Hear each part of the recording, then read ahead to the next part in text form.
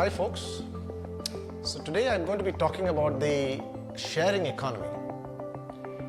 And before I get into the topic proper, let me outline a scenario for you. A typical millennial, how his workday actually progresses. So he gets up in the morning at 7 a.m. or thereabouts. So whenever he does get up, he wants to do exercising. He listens to a podcast or music, either from Spotify or from some app similar to Spotify. Could be JioSaavn in the Indian context. He could be a gig economy worker, which means that he doesn't have a regular employment. He doesn't want regular employment. He basically wants to take up assignments on a project basis, for which he goes to a Taskkit or a freelancer or any of the other sites where he could take up an on-demand job. He then, later in the day, suddenly remembers that he has some stuff to pick up, so he goes to Dunzo and then Dunzos that stuff in. When he gets hungry, he goes to a Zomato or a Swiggy to order lunch. Has to go for a meeting at 2:30 in the afternoon or 3 in the afternoon, he goes to an Uber or an Ola and goes for a client meeting. On his way back, he gets bored in the car, so he actually plays on something like a Bridge Plus. It's an online game with his friends. Uses a Zepto or a Big Basket to order in provisions and groceries.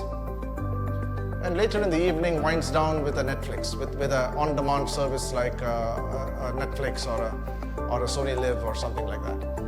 And then occasionally decides that he doesn't like to work from home, so uses a Make My Trip to book a place where he could stay somewhere in the mountains or somewhere in the sea, and goes to youth hostel like, say, Ghost Stops. Incidentally, Ghost Stops is where TCA is also invested in. So just outlining to you a typical scenario for a millennial, and many of these are not just for the millennials. Somebody like me also uses many of these apps. Now, as you see, what is common across all of this is that he doesn't own any of these assets. He shares them. So let me move forward in terms of defining what the sharing economy is.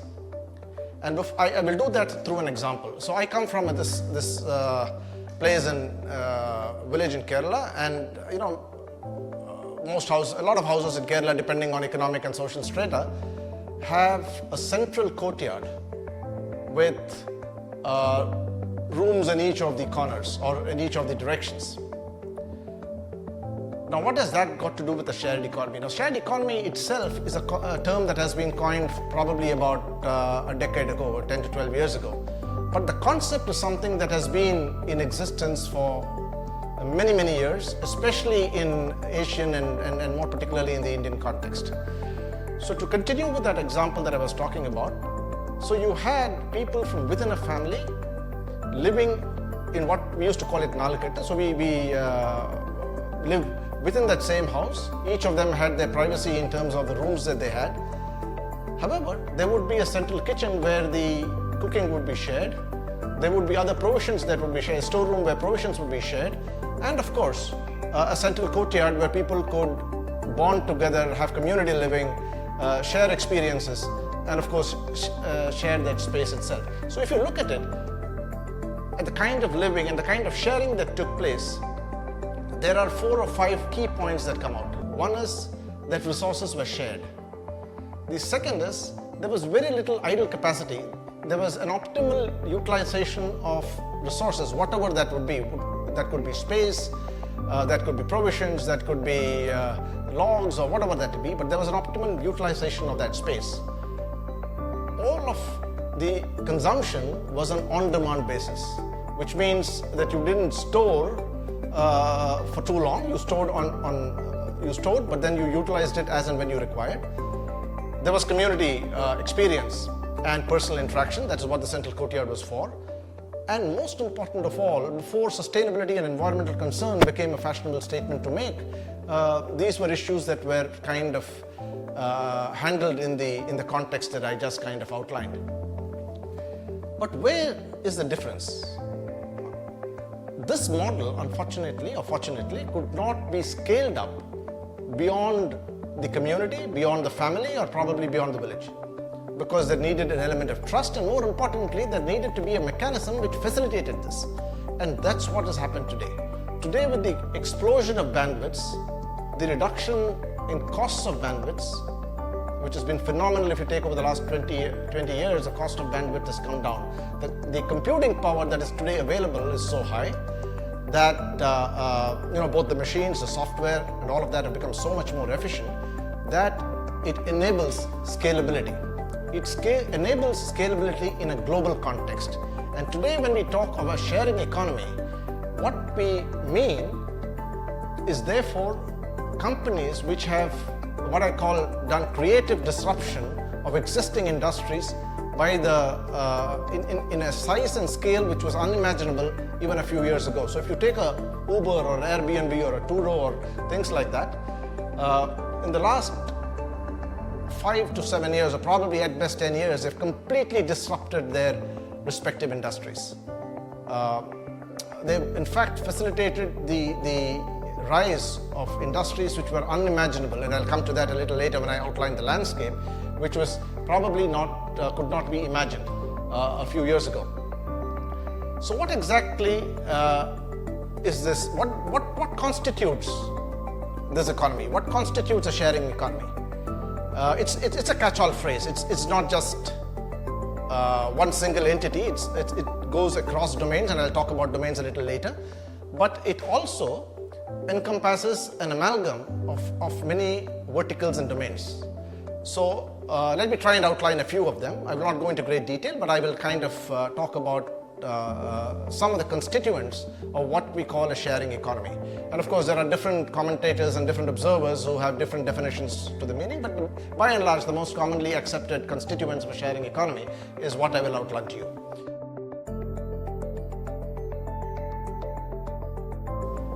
So let's look at the development and growth of the sharing economy. When did it start formally, and then when did it actually get classified into an industry of its own? So while the term itself probably came into existence in 2008, and then thereafter was spurred by the growth in both the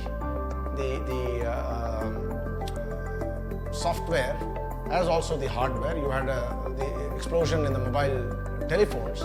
You had an explosion in bandwidth availability. You also witnessed a drop in the prices of the bandwidth. All that facilitated networks and computing capability, and the obvious explosion in this market. But when did it all begin? Formally, as I said, informally it's been in existence for very many years, but formally, probably the most well-known marketplace is eBay, which set up shop sometime in the mid-90s, 1995. And eBay, as you all know, is a global marketplace where you can buy and sell products. It is primarily a peer-to-peer model. It provided a platform where you could actually purchase stuff. You could also sell stuff on the thing and then of course it was facilitated by the payment gateways, which has witnessed an evolution over the years. So while eBay started in 1995. The next big explosion really was in shared spaces, which was facilitated by Airbnb. So that, I think, came into existence somewhere in the late 2008, 2009, somewhere during that time frame was when Airbnb came, and of course, rest is history. I've mentioned somewhere in my talk the kind of marketplace valuations that it has actually got. It's in the top 150 of the world's top companies. And that was followed by the mobility sharing companies, which is basically Uber and Lyft. And then the last 10 years or so has witnessed so many entrants into very many different spaces. So if one were to summarize the growth of the sharing economy, started with the marketplace, which is eBay, but was spurred by shared mobility and shared accommodation, which Airbnb and Uber. And then of course today, as I've mentioned elsewhere in this video, there are about 7 or 8 different segments, and there are new segments actually making an appearance as well. So virtually every segment and micro segment is getting filled by players. With many entering into the fore. The last 2 years has witnessed so many entrants and startups in this space, as also investments.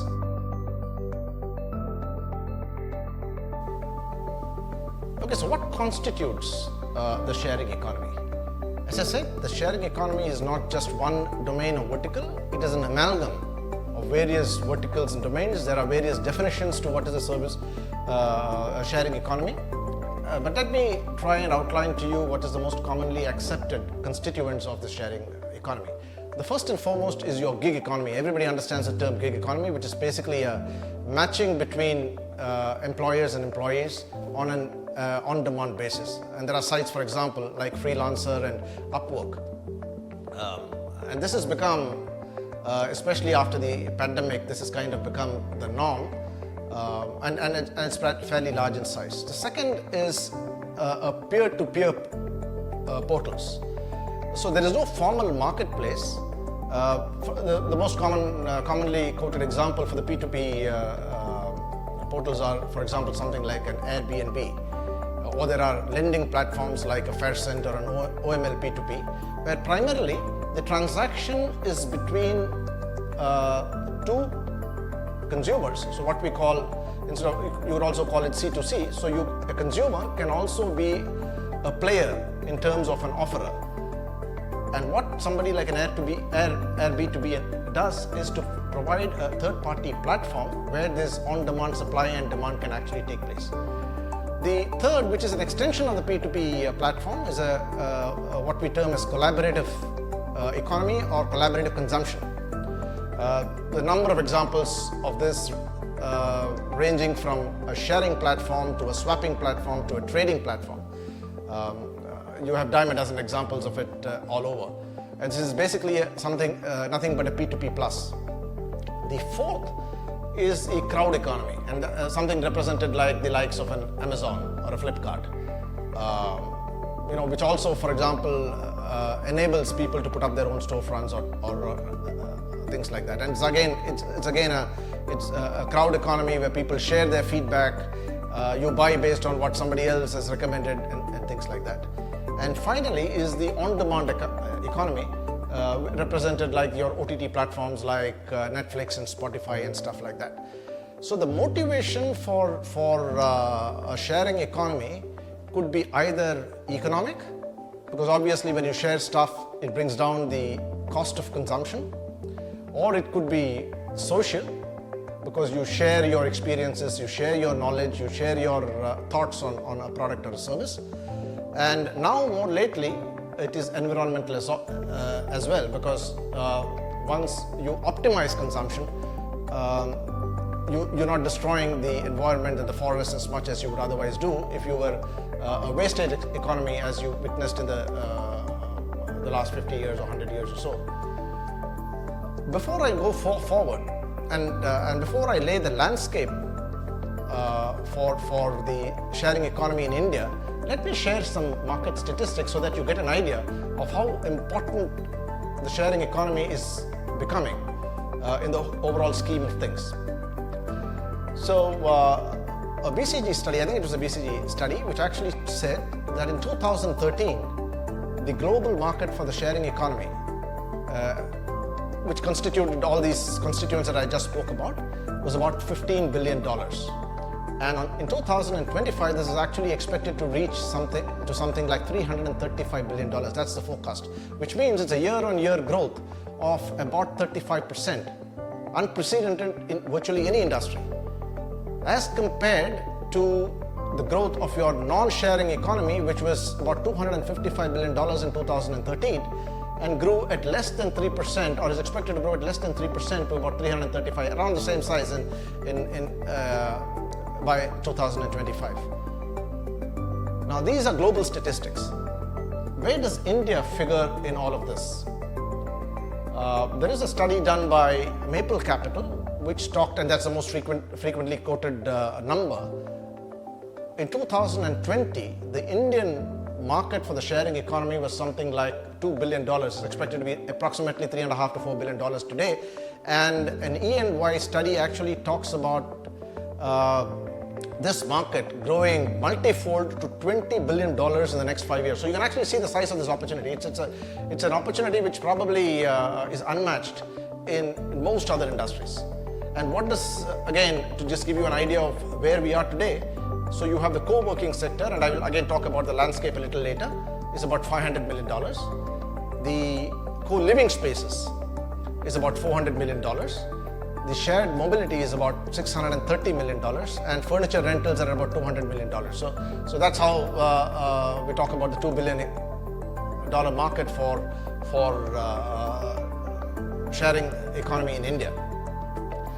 This is also supplemented by the fact that investment in this area has been extremely high. About $3.7 billion over the last 5 years. The next couple of years will probably witness a similar amount of about $3 to $4 billion of investment in this area. That's the forecast for the sharing economy. Besides about $260 million for mergers and acquisitions. So this just gives you an idea of the size of the opportunity. Just one more statistic. I will not bore you with too much of statistics, but just one more statistic to kind of highlight how important this industry has become. Just 3 days ago, Airbnb was valued at about $109 billion. This is in spite of the fact that they actually shrunk a little bit because of the pandemic, and of course they're going back to where they were pretty soon. Uber is at $68 billion, Shopify is $89 billion, all figures that were achieved in the course of less than 10 years. And that puts them in the top 200 or 250 of companies worldwide, globally. So that gives you the extent of this opportunity, the size of growth that this market has witnessed, and where we are headed to from here.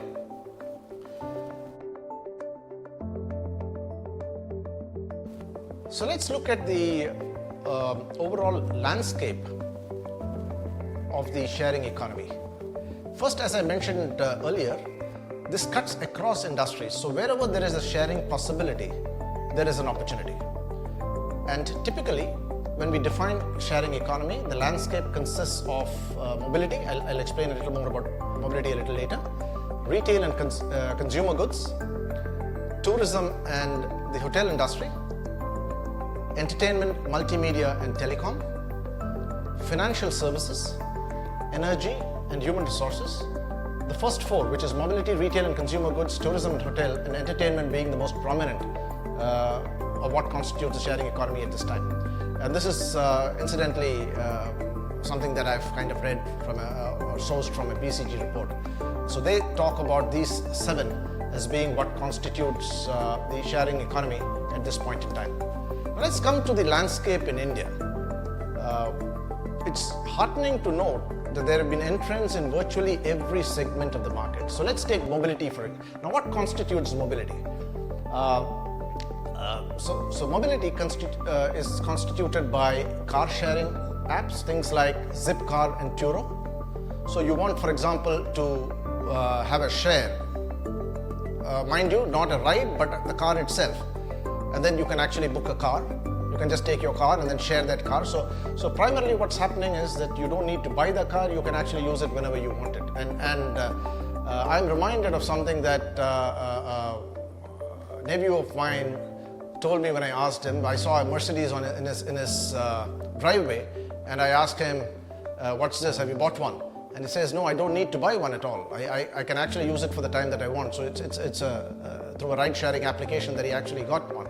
I don't know whether he was going for a date. Maybe he was, but he could, go in a Mercedes or a BMW or what have you, something that could not be imagined a few years ago. You don't need to necessarily own the asset, and I'll come to that when I speak in the next section. The second part of what constitutes mobility is ride-sharing, and we are all familiar with it. We've all used it at some point in time or the other, Uber and Ola. There are others, of course. I'm not mentioning all of that exists in the Indian market, but there are quite a few ride-sharing applications. Then there is a parking space. So you take your car, you want to rent out parking space. You now have companies or apps like Park Plus or Pick, Pay and Park.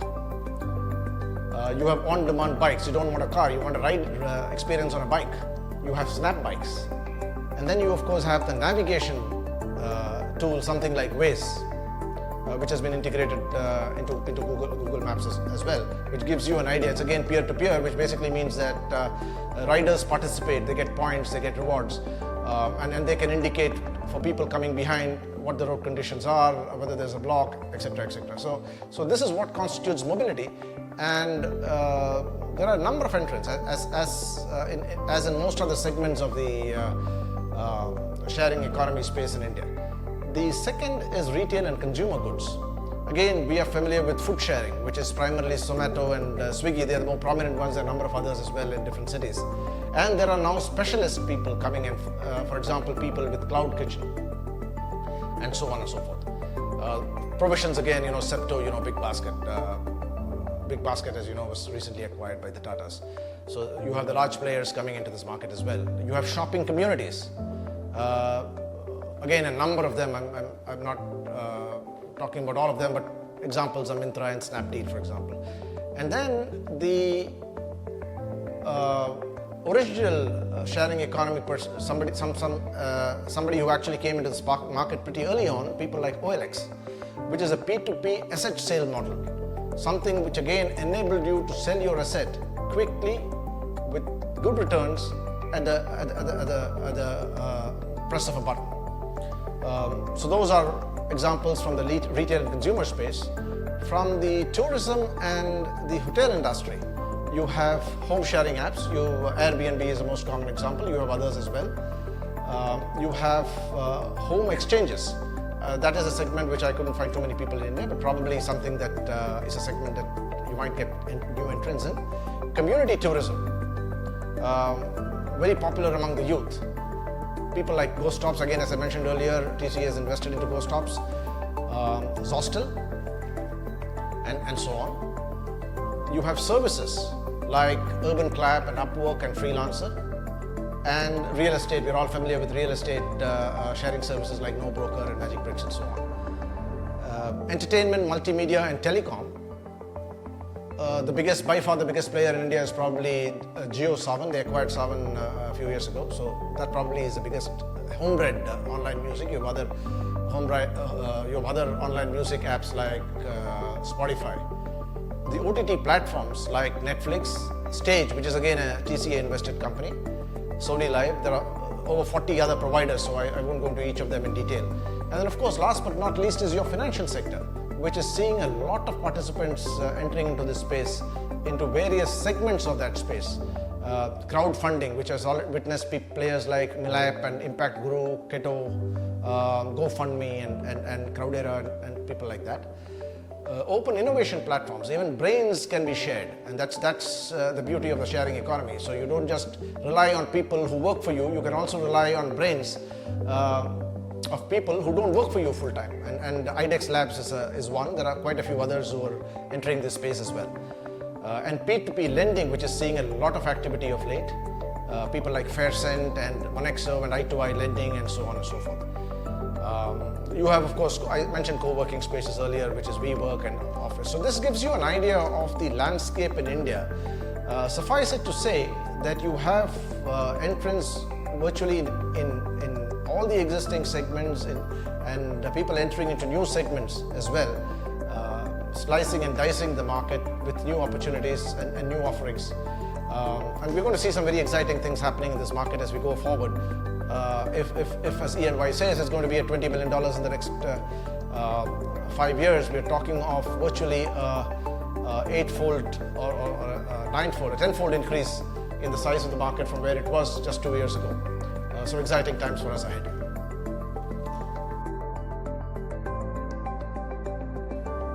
So let's look at the growth and investment drivers that have actually resulted in the explosion of the sharing economy. The first and foremost is the tremendous growth in IT, both devices, especially mobiles, because today most people, and especially the millennia, operate more on their mobiles and their iPads than they do actually on the desktop. And secondly is the bandwidth, the kind of network availability, the kind of speeds with which you have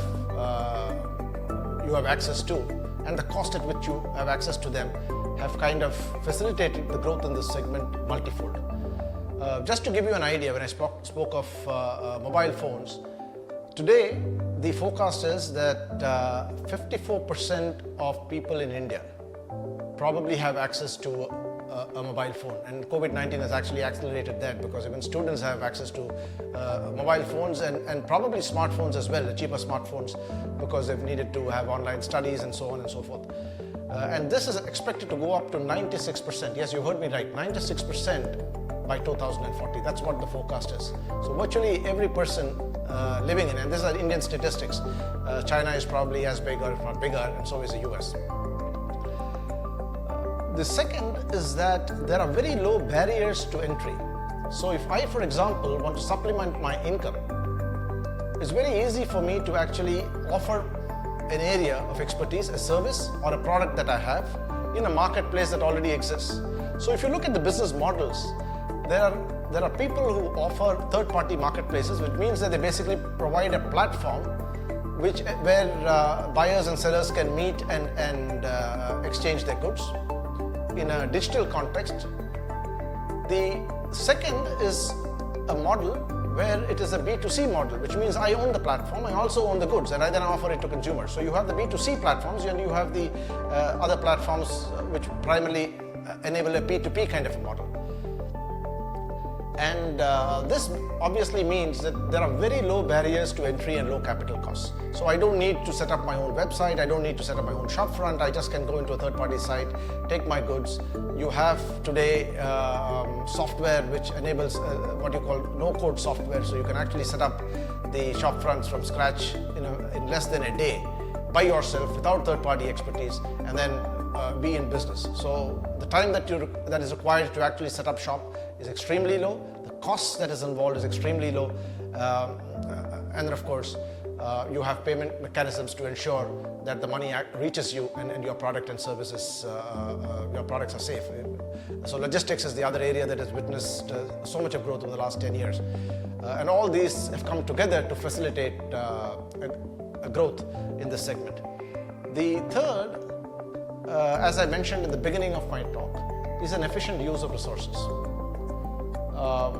You don't want to be in a situation, and especially true of the millennia, who are now looking at access, not ownership. I think this is a fundamental difference between the earlier generation and the current one, because the current one talks about just access. So should I need a service or should I need a product? I should have an on-demand access to it. I need to have immediate gratification. I don't need to wait, build up my capital and go and buy that asset. In any case, if you take cars for example, 70% of the time or more, a car is actually idle in your garage. It is only used the rest 20-25% of the time. So where is the logic in actually owning the asset? Couldn't you share the asset? Is a far greater,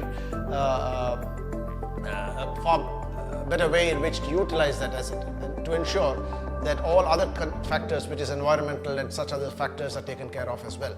So that's the other big driver that is happening in this area. The fourth, as I mentioned earlier, is the supplemental income. Say for example, I have a car and I use it only 20% of the time for some errands that I have. Why not I drive it, become a member of Uber or Ola and drive it? In India, of course, there are issues in terms of social context and the social labeling that you get. But in most other countries in the US or Europe that you see, I have found, in fact, I have traveled in Uber car where the owner just does it for a hobby. He is probably a highly paid executive in a multinational and just wants to do it for the heck of it so that he meets new people, has good conversations and so on and so forth. So supplemental income is one.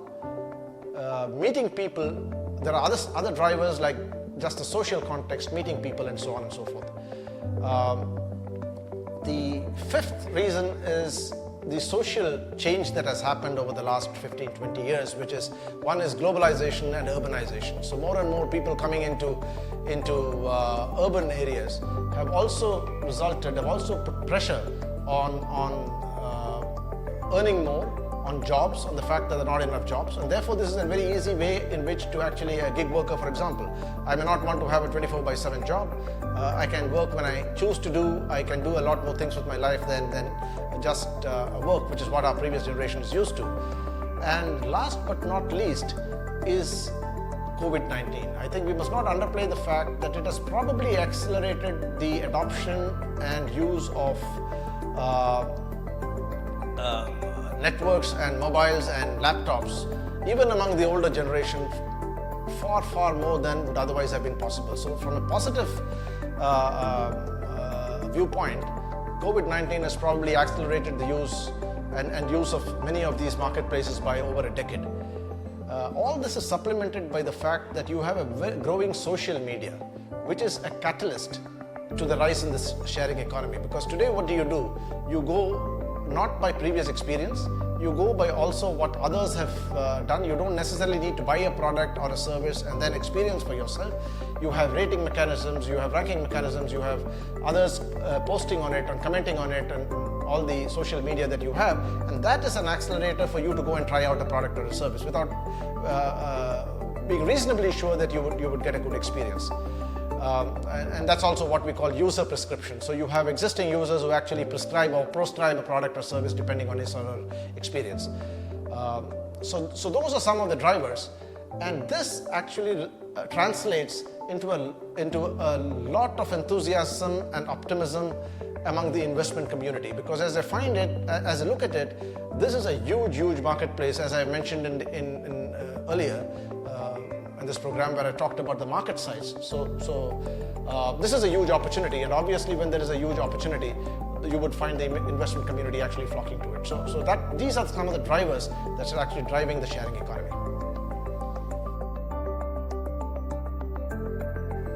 So let's look at some of the areas of concern.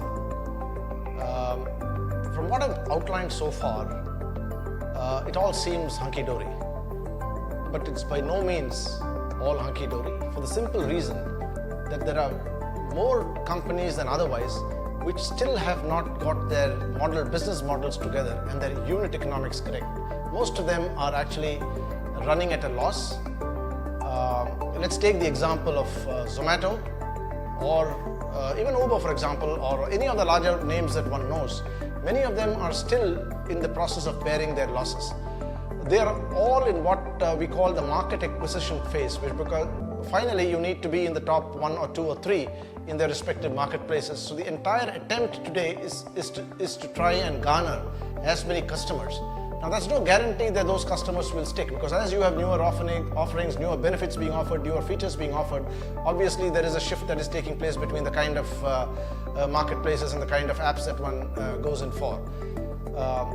Now, if you take Zomato, because Zomato or Ola, for example, they are still incurring losses at the unit level. In fact, I was just looking up the filings, Zomato's filings, and the very fact that they're looking at reducing their they have reduced their consolidated losses in the last quarter of the recently filed returns. They have reduced it by about 300 crores, but most of it, about 290 crores, is not because of operations but because of other things. But the very fact that they are looking at reducing these losses points to the fact that investors have become more discerning, they have become more demanding, they are now starting to ask questions. Because so far, what has driven the sharing economy is primarily been the kind of investments that have been made into this industry. In India alone, as I said, there was about $3.7 billion that was invested. There's probably 10 or 15 times that amount that has been invested in the global context.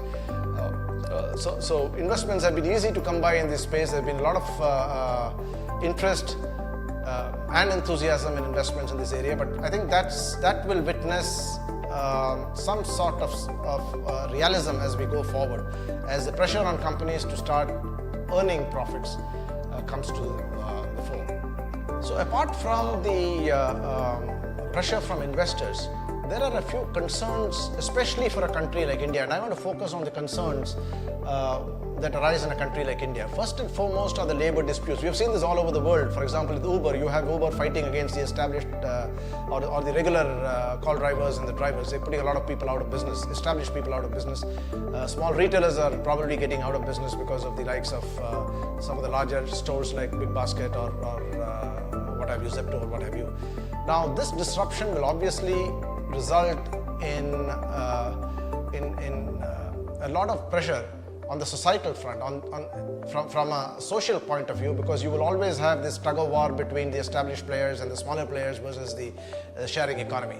And there will be a lot of disruption. Unfortunately, in a place like India, there is no safety net. Most people are outside of the social security, whatever little social security that is offered to most organized labor. They're out of it, and that's definitely a point of concern and needs to be addressed sooner rather than later. As witnessed recently in the Zomato case, you have I wouldn't say evasion of government regulations, but at least some uncertainties in terms of government regulations, primarily because these rules and regulations have not been fixed as yet. They are still in the grey areas. There are a lot of grey zones, and something that the government should move forward to fixing. You will also probably see monopolization, because you will find some of the larger players, like for example in retail, likes of Reliance or an Amazon,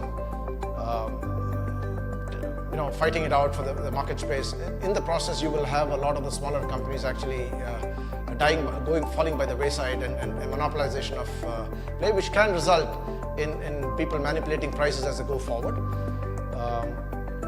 The other area of concern is the increasing casualization of the workforce, which means that many of them are outside of the social security bracket. Things like ESI may not be applicable. It's still a grey zone, and something that I think the government should step in to both streamline and implement. And finally, I think again in the Indian context, while home sharing is very common abroad, India, with some of its conservative values, especially in some of the tier 2, tier 3 towns, may witness some amount of issues there as well. Because if your neighbor is giving away their or giving part of their flats to people who are total strangers, we still aren't an economy where aren't a society which kind of accepts strangers, and trust is the foundation of the sharing economy. So that's again some probably may lead to some amount of social insecurity or strife. Some of the areas of concern.